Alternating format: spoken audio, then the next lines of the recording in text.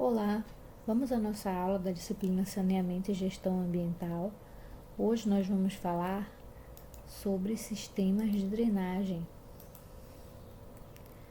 O tópico da nossa aula: função e importância dos sistemas, os componentes, microdrenagem, sistemas de drenagem pluvial, macrodrenagem e atividade 4.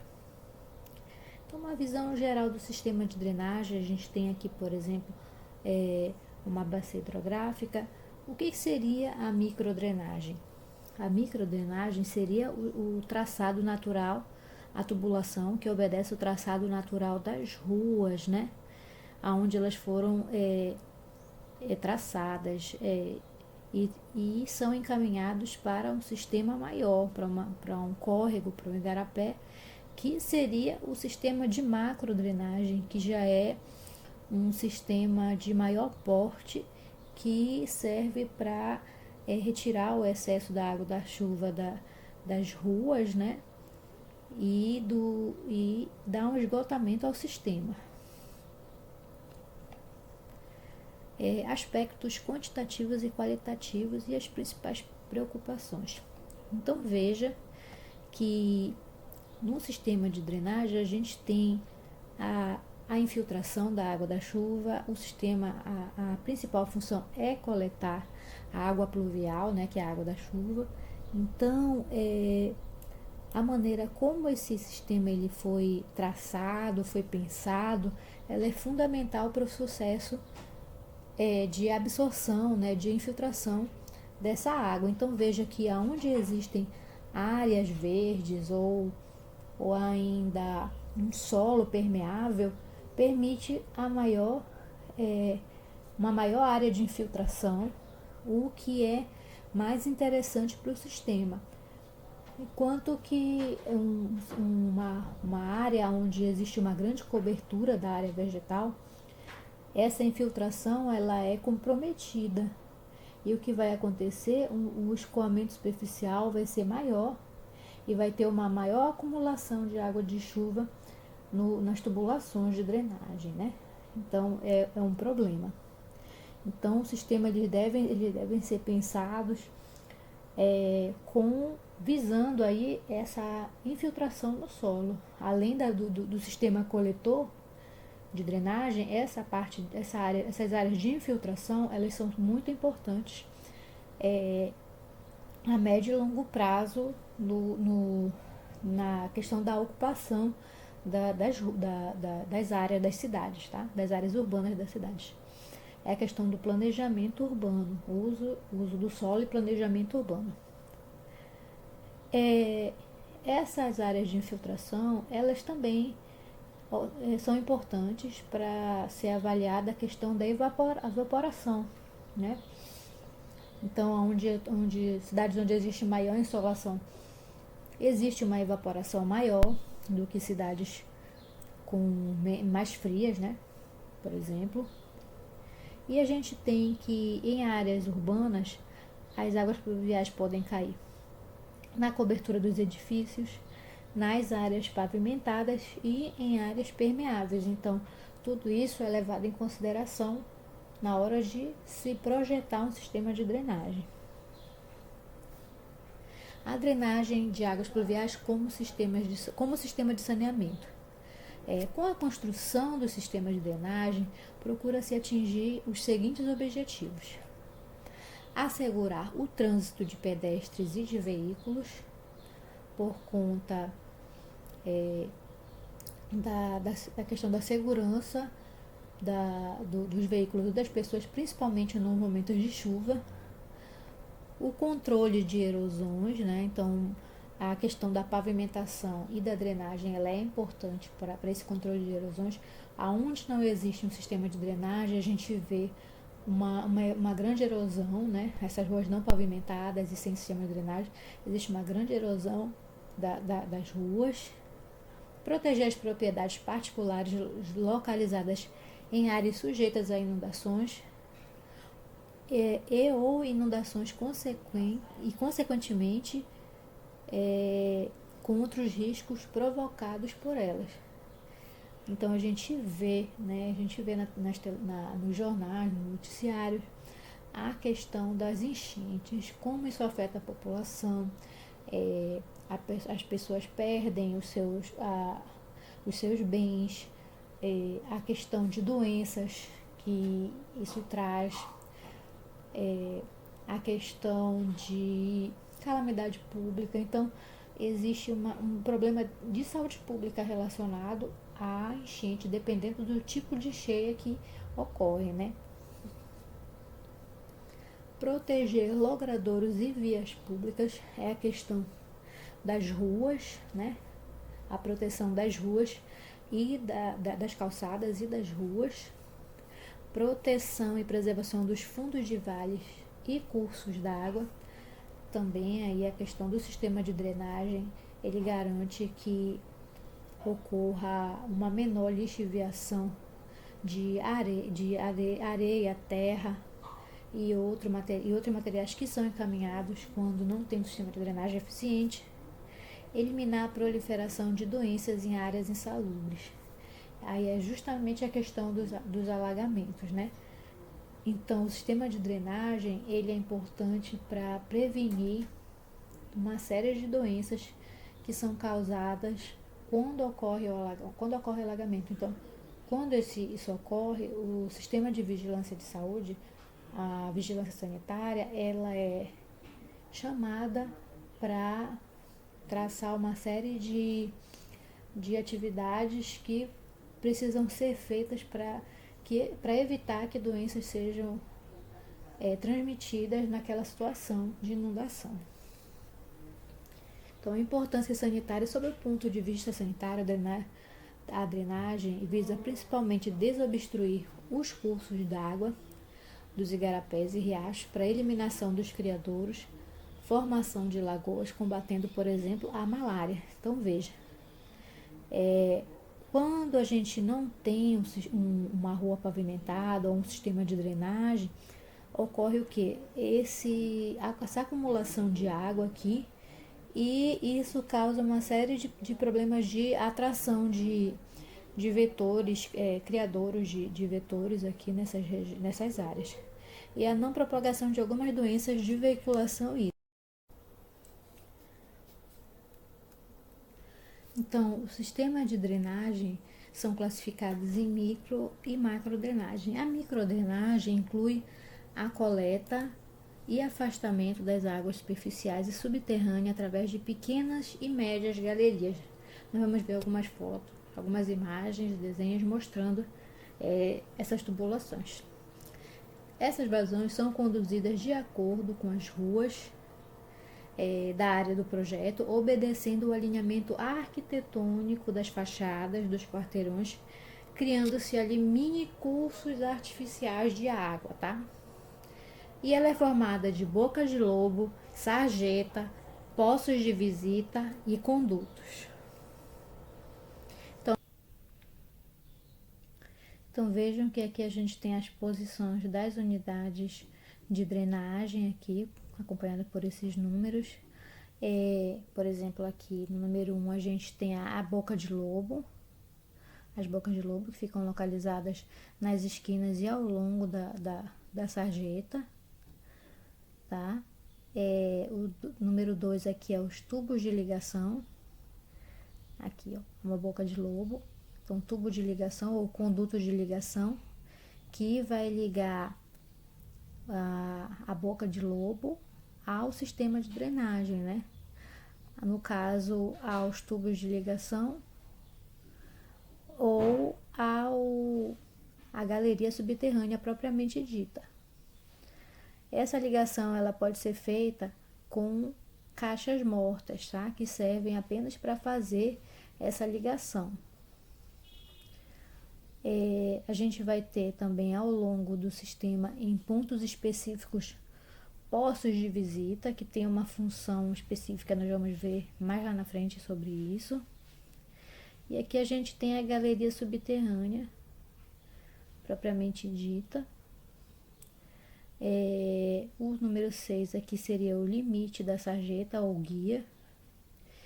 E o número 7 aqui é o sentido de escoamento do sistema de drenagem. Então veja que ele está se encaminhando para essa rua principal aqui, ó, aonde vai passar a galeria subterrânea. Então todo o microsistema ele vai ser encaminhado para essa galeria principal, que normalmente é de maior porte. Então aqui no corte a gente vê, por exemplo, o pavimento da rua, aqui a calçada. Ao longo da calçada aqui, ó, é como se aqui fosse a calçada. Aqui, ó, ao longo da calçada a gente tem aqui as sarjetas, tá? A sarjeta é onde ocorre o escoamento da água superficial. E ao longo das sarjetas a gente tem várias bocas de lobo que captam essa água aí, tá? Então a água a água da chuva cai na rua e cai na calçada e é encaminhada para o sistema da sarjeta. E na sarjeta ela é encaminhada para a boca de lobo.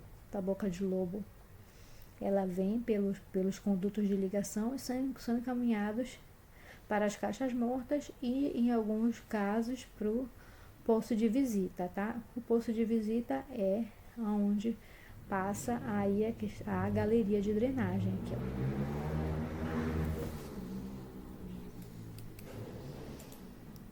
Então, vamos ver aqui o próximo.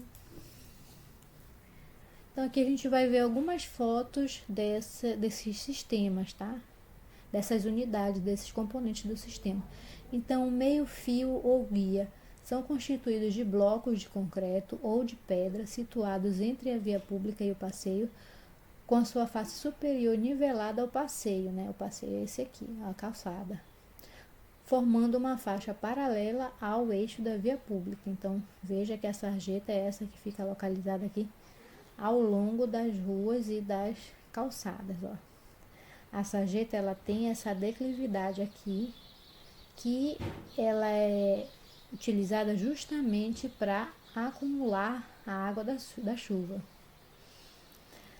Essa sarjeta é formada pelo limite da via pública com os meios-fio formando uma calha, né? Uma calha que coleta a água da chuva oriunda da via pública e sobre elas escoam.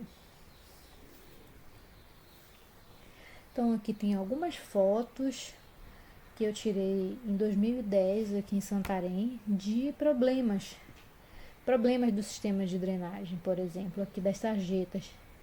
Então veja aqui que, por exemplo, aqui é o que? Um problema ocasionado pela falta de manutenção. Então veja que aqui não tem, a rua ela não tem um nivelamento adequado, uma curvatura adequada, e o que acontece? Ela foi deformando, o sistema de pavimentação foi deformando, formando o que? Buracos ao longo da via e obstrução, por exemplo, aqui, ó, obstrução com areia de áreas não pavimentadas, areia, barro de área não pavimentada. E o que acontece?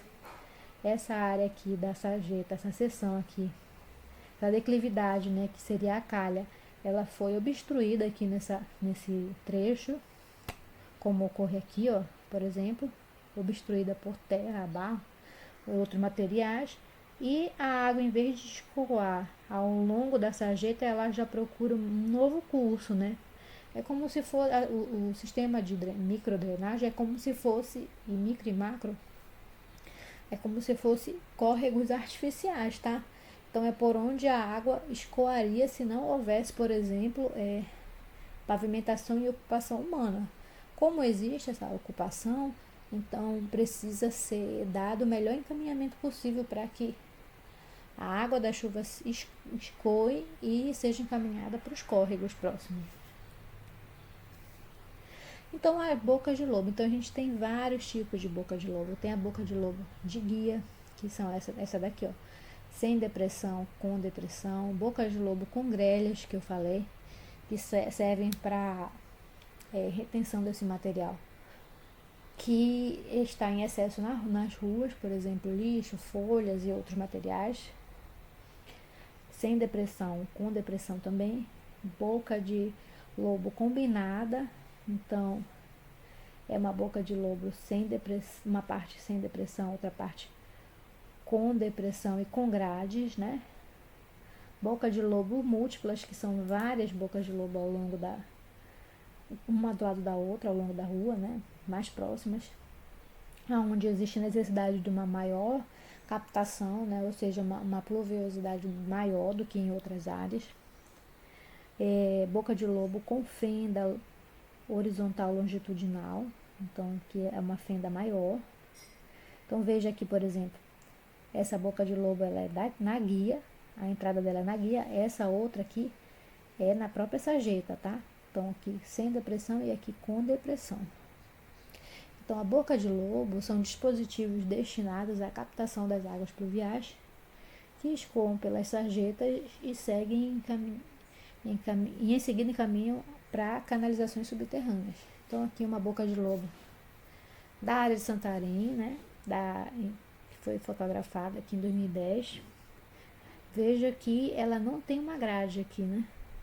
Então isso é um problema, porque imagina no momento que chove em excesso, que existe uma chuva maior, e essa área aqui ela não tem uma grade, é muito arriscado na hora que a população está caminhando por aqui, cair numa boca de lobo, cair, que o pessoal chama de bueiro, né?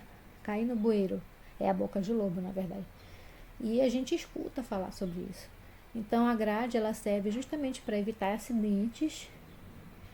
E essa aqui ela é na calçada, né? Ali a rua, olha a rua mais alta do que a calçada. Aqui a rua, aqui a calçada e ali a rua. Então aqui ela está sem grade. E além de ser um risco para a população cair, pessoas com deficiência, tudo. E até pessoas que estão no momento da chuva também, serem arrastadas no momento de maior enchente, uma correnteza que acontece às vezes quando enche muito, serem arrastadas para cá, para essa área. Veja que aqui é uma tubulação de uma galeria de grande porte aqui, que eles colocaram aqui. E aqui na entrada dessa galeria, o que tem? Tem uma série de materiais, como por exemplo madeira, lixo, então uma série de coisas aqui que poderiam causar grandes problemas. Então esse conduto aqui, essa água aqui, essa boca de lobo, ela encaminha essa água aqui para uma galeria de grande porte. Então uma boca de lobo bem grande mesmo. E os postos de visita? São dispositivos localizados em pontos convenientes, né? Em pontos do sistema de galeria que permitem, por exemplo, a mudança de direção, a mudança de declividade, a mudança de diâmetro da galeria e também permite a limpeza. Então veja que o posto de visita ele tem várias funções, tem uma série de funções. Deixa eu voltar aqui, por exemplo, para vocês. Só um instantinho. Então, um exemplo aqui, tá? Digamos aqui, a tubulação de drenagem que está vindo aqui desse lado da rua, ela vem, por exemplo, com um diâmetro. Ela vem de uma pequena, digamos que essa rua termine bem aqui. Então essa tubulação aqui ela tem um diâmetro pequeno, não necessita ser uma tubulação de grande diâmetro, por conta que ela é uma tubulação do fim da rua, digamos que aqui não tem a saída, tá? Então ela vai captar apenas esse trecho aqui, então é uma tubulação de pequeno porte.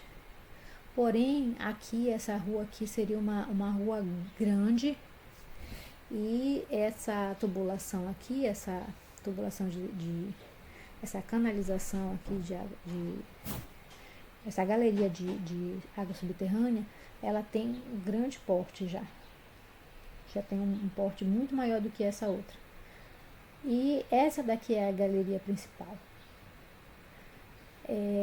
Então, para essa galeria principal, ela não pode receber uma contribuição de uma galeria pequena e de outra galeria grande. Aí o que acontece? Para que ela receba essas duas contribuições, uma pequena e uma grande, é necessário um sistema de um ponto de mudança aqui, que seria justamente o quê? O posto de visita. Então, o posto de visita, ele sim, ele pode receber uma galeria de pequeno porte e uma galeria de grande porte, tá? Sem problemas. Então, a partir dele, ocorre a mudança de diâmetro, tá? Então, o posto de visita, ele serve justamente para isso, para essa mudança de diâmetro, para a mudança de direção. Então, veja, ele recebe aqui pela direita e pela esquerda e ele vai encaminhar para uma outra direção, né? Que seria aqui a direção do escoamento da galeria de grande porte. Vamos voltar lá. Então, o posto de visita ele fica no nível da rua, né? São aqueles diâmetros que a gente vê com tampa metálica, né? Normalmente está escrito PV, que é um posto de visita, é um tampão de concreto. Esse posto de visita ele tem uma chaminé. Essa chaminé que a gente chama, ela possui uma escada, tá? Ela tem que ter um diâmetro suficiente para permitir a entrada de uma pessoa para limpeza do posto do sistema de galerias, para inspeção dos sistemas. E também ele precisa ter um diâmetro que permita a respiração com segurança dessa pessoa aí. Então veja aqui, por exemplo, ó, que eu falei para vocês aqui, tem entrada de água, digamos, aqui tem uma entrada de água com um diâmetro, e pelo outro lado da rua a gente, por exemplo, poderia ter uma outra entrada de água com outra declividade, com outro diâmetro.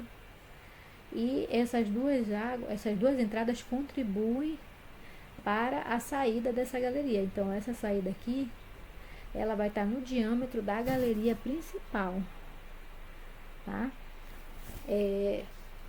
Então, algumas cidades mais antigas têm esses sistemas de galeria, que a entrada são pelos postos de visita, de grande porte mesmo, de muito grande porte, que permite, inclusive, uma pessoa caminhar dentro do sistema de drenagem, da galeria de drenagem.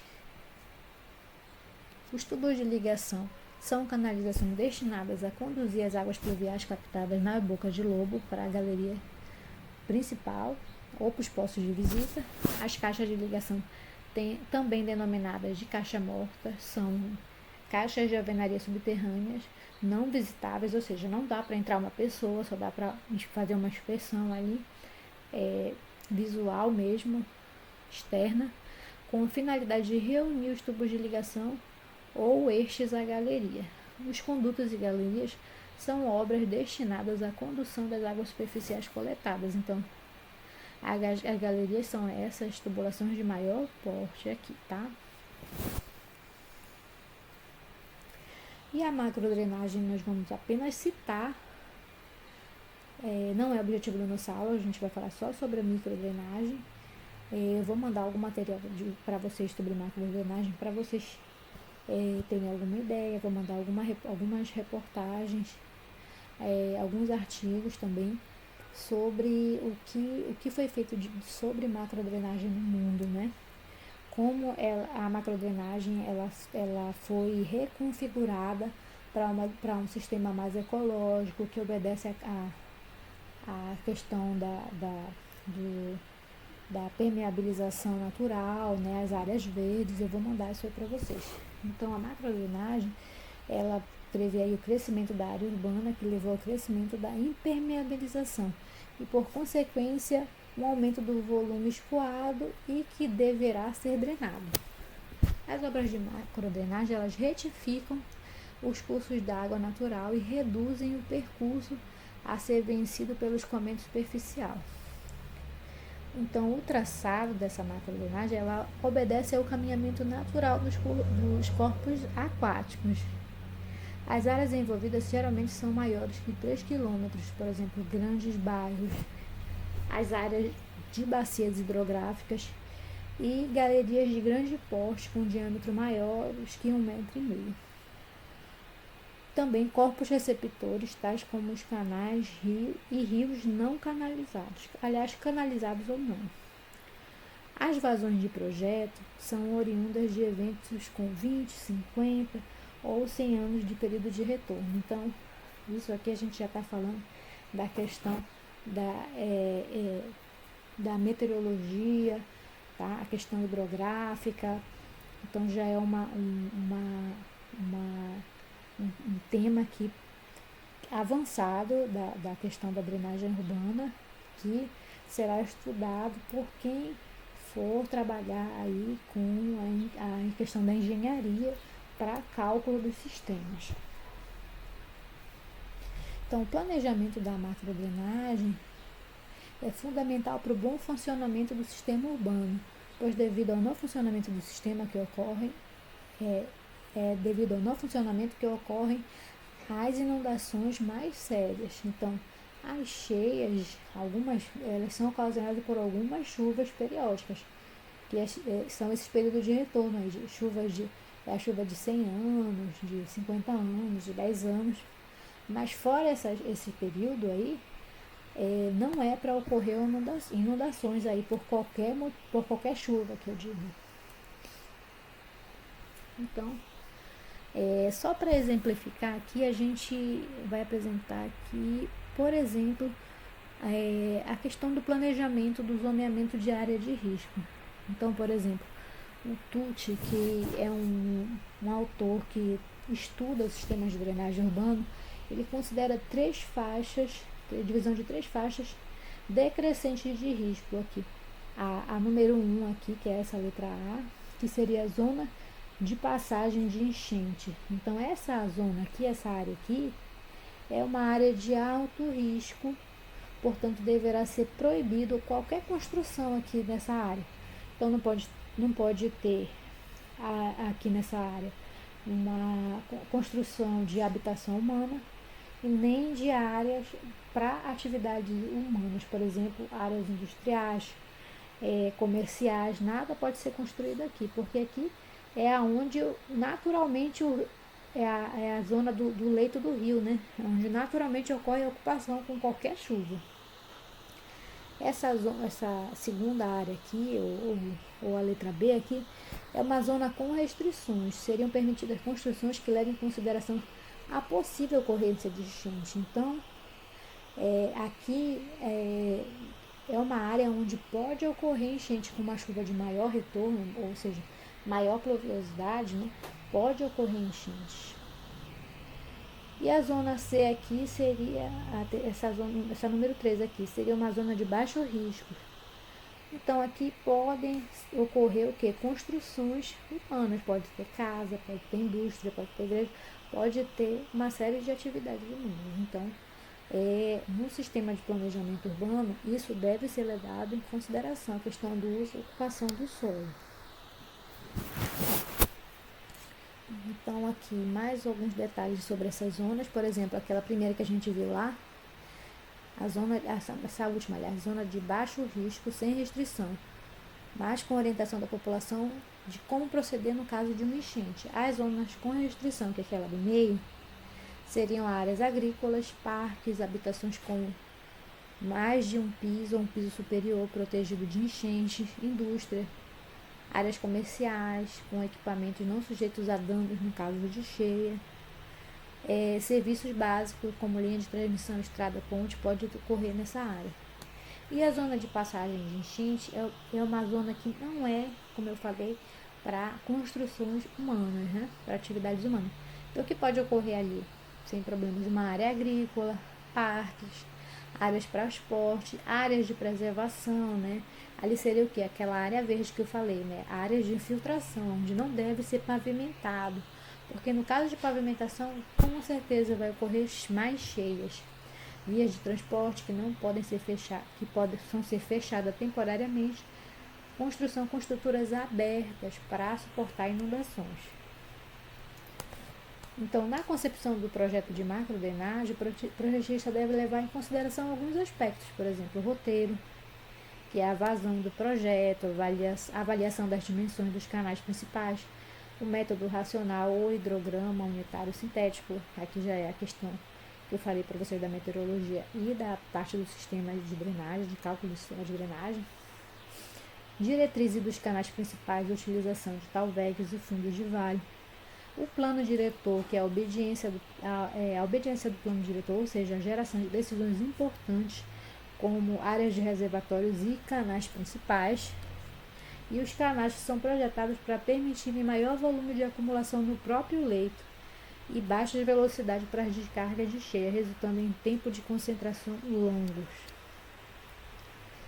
Então aqui, por exemplo, a gente tem alguns exemplos de canais de macrodrenagem. Então esses dois de cima aqui são canais naturais, não revestidos, né?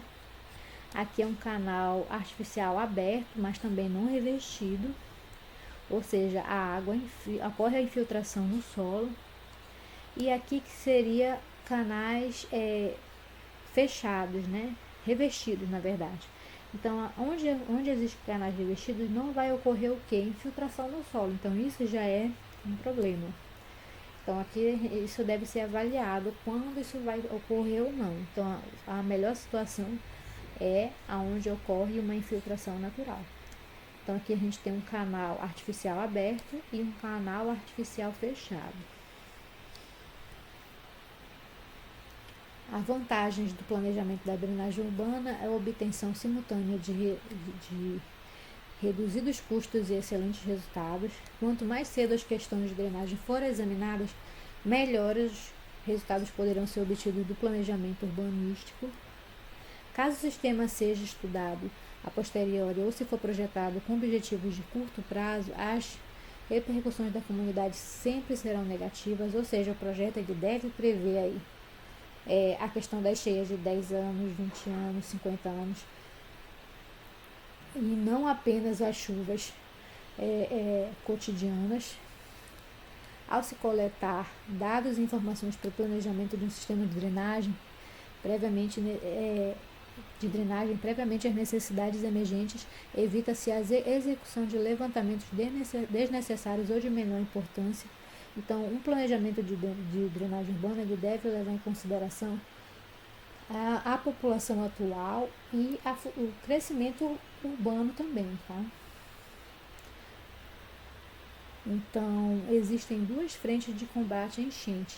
As medidas estruturais, que seria a diminuição da ocorrência de enchentes, que são obras de engenharia implementadas para reduzir o curso de enchentes, como, por exemplo, diques, taludes, desvio de canais, e as medidas não estruturais, que são feitas para a redução das perdas. Entre essas medidas não estruturais, a gente pode citar o zoneamento das áreas de risco, aquela área mais próxima do canal ali que eu mostrei para vocês, que é sujeita à inundação, o planejamento do uso do solo, que é justamente demarcar as áreas que podem ser construída, habitação que não pode ser construída, tá? Sistema de previsão e alerta. Então, existem em áreas de riscos, áreas de enchente, existem sistemas de alerta sonoro, né? Quando já vai ocorrer, o sistema meteorológico prevê quando vai ocorrer enchentes, por exemplo, chuvas maiores e com risco de enchente, e já dá o sinal ali para que a população se previna.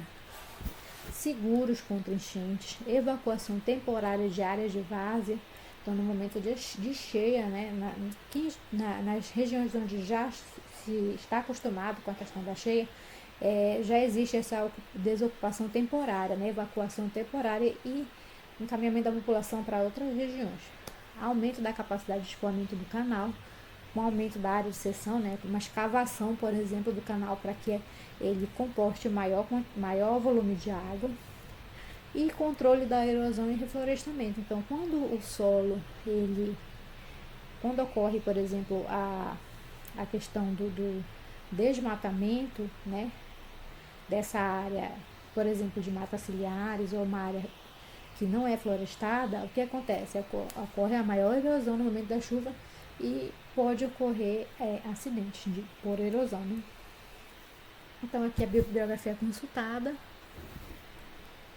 e algumas fotos de sistemas de sistemas de drenagem. Então aqui, por exemplo, ruas pavimentadas aqui, né? E, por exemplo, algumas áreas verdes, pavimento, meio-fio e sarjeta. Veja aqui, ó. Então, existem ruas, como por exemplo essa aqui, que não tem uma grande declividade, ó. E tem ruas que tem uma grande declividade. Isso vai depender do quê? Da questão da quantidade de chuva. Em áreas que não tem uma grande pluviosidade, uma rua pode ser desse jeito, uma rua mais nivelada, né? E aí ruas com grande pluviosidade precisa de uma calha ou de uma curvatura maior. Aqui o sarjetão, que seria esse rasgo, né? Esse prolongamento da sarjeta aqui, ó, sarjeta ao longo da rua, ao longo da calçada, e ela pega o que? O passeio, né? O pavimento aqui, ó. Tá? Ela pega o pavimento e vai prolongar essa sarjeta aqui ao longo da rua. As bocas de lobo, ó. Então aqui, ó, essa boca de lobo é com abertura no meio fio, e essa outra aqui na sarjeta e com grades. Outro exemplo de boca de lobo. Então veja aqui que uma área dessa aqui, ó, a pessoa tá de bota, é lá no sul.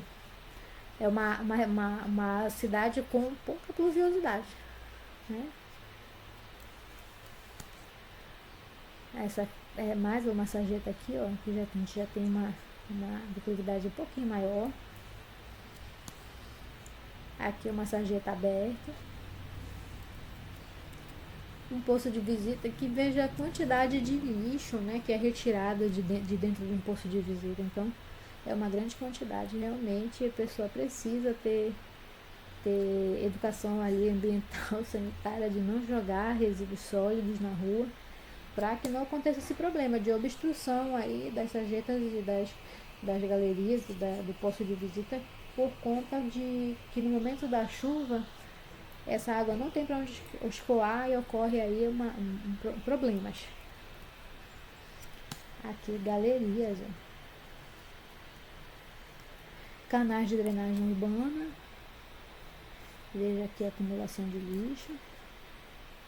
Canais revestidos e não revestidos das rodovias. E seria isso que eu teria para mostrar para vocês hoje.